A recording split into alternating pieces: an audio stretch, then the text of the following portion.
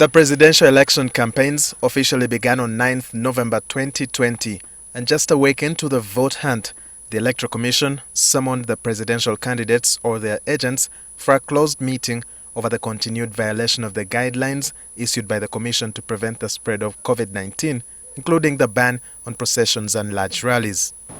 Campaign meetings at unscheduled venues or places, along trading centers,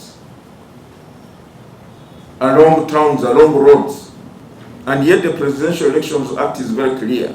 Although the Commission has no penalty against those who flout the guidelines, the chairman, Justice Simon Vyabakama, warns that if violations continue, they might be forced to use an iron hand.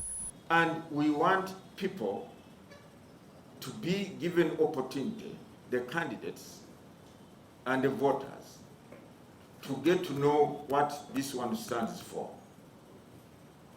We are not short of penalties, and that's why we said the dialogue will be our primary operational tool.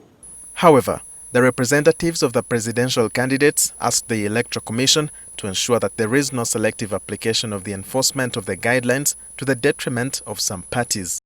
The NRM people, and they guard them and that kind of thing, even in the context of COVID-19, and then they come up the next minute to say that NUP cannot gather because the value SOP, it is laughable. It is just ridiculous to say the least.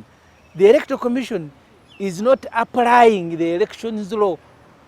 They are more enthusiastic about the Public Health Act, which is the work of the Ministry of Health.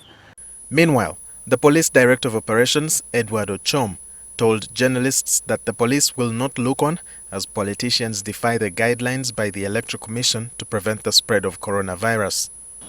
Some of them have not even smelled what tear gas is like, just because they are organized and they are following the SOP. Both the presidential and parliamentary campaigns will go until 12th January 2021, while the elections are slated for 14th January 2021.